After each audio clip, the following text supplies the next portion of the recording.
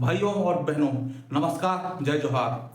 आज मैं यहाँ खड़ा हूँ उस दर्द को आपकी आंखों में उतारने के लिए, उस पीड़ा को आपकी आत्मा तक पहुँचाने के लिए जो हमारी धरती, हमारे जंगल, हमारे गांव हर दिन झेलते हैं और जिसे शहर वाले सिर्फ अखबार की सुर्खियों में देखते हैं।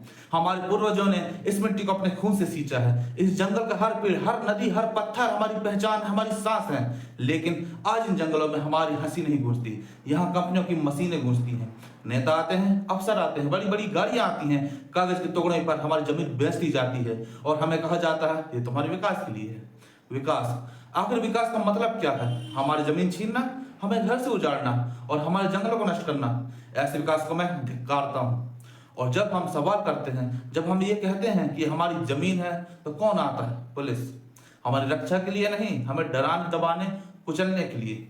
छापेमारी होती है, घर तोड़ दिए जाते हैं, हमारी बहनों और बेटियों की इज्जत से खेला जाता है।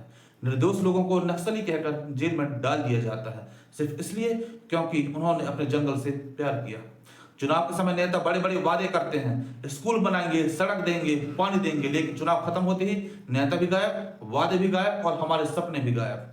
सरकारी योजना का पैसा अफसर और ठेकेदार खा जाते हैं और हम उसी टूटे घर में, उसी अंधेरे में, उसी भूख में जीते हैं। साथियों, सबसे बड़ा जहर क्या है? अपमान। हमें पिछड़ा कहा जाता है, हमारी भाषा को गंवार बोला जाता है, हमारी संस्कृति पर हंसी उड़ाई जाती है, हमारे गांव के फैसले शहर में बैठे लोग लेते हैं बिना हमसे पूछे। और जब नेता धोखा दे, पुलिस गोलियां चलाए, जब जमीन छिन जाए, सम्मान छिन जाए, हक छिन जाए, तो क्या इंसान चुप बैठ सकता है? नहीं। यही वह पल है जब गुस्सा फटता है और हमारे कुछ भाई कहते हैं अब बहुत हुआ, अब हम भी हथियार उठाएंगे। यही से नक्सलवाद जन्म लेता है। आप बताओ, अगर किसी का घर तोड़ दिया जाए, अगर उसकी मां बहन को बेइज्जत किया जाए, अगर उसकी जमीन लूट ली जाए, तो क्या वह खामोश रहेगा? नहीं।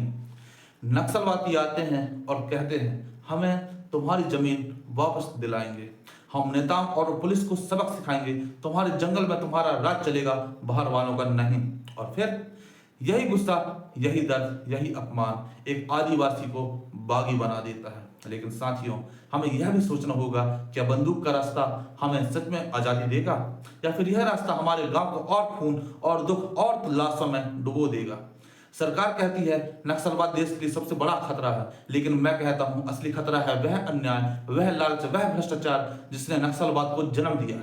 अगर हमें सच में अपने जंगल बचाने हैं, अगर हमें अपनी जमीन, अपना जल और अपना सम्मान बचाना है, तो हमें आवाज बुलंद करना होगा, एकजुट होना होगा। हम न नेताओं के गुलाम बनेंगे, न कंपनियों के नौकर। हम अपने जल, जंगल, जमीन के राजा हैं और राजा ही रहेंगे। लेकिन इसका मतलब यह नहीं कि नक्सलवाद सही है। यह अन्याय के विरोध में किया गया एक प्रदर्शन है, लेकिन मैं हमेशा से हिंसा के खिलाफ हूं।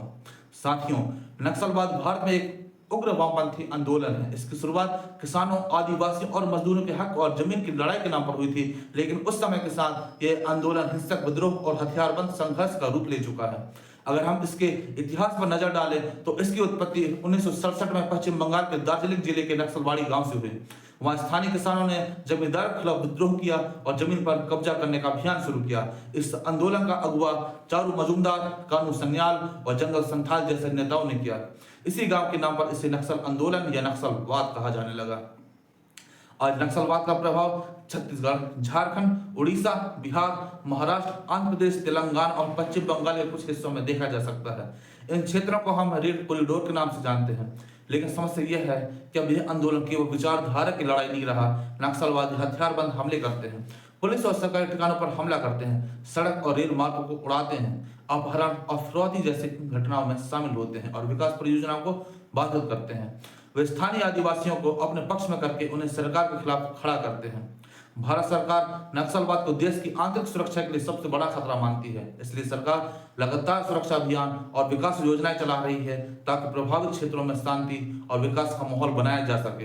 अंत में मैं यही कहना चाहूंगा, नक्सलवाद का जन्म भले ही सामाजिक न्याय और हक की लड़ाई के नाम पर हुआ हो, लेकिन हिंसा कभी भी स्थायी समाधान नहीं हो सकती।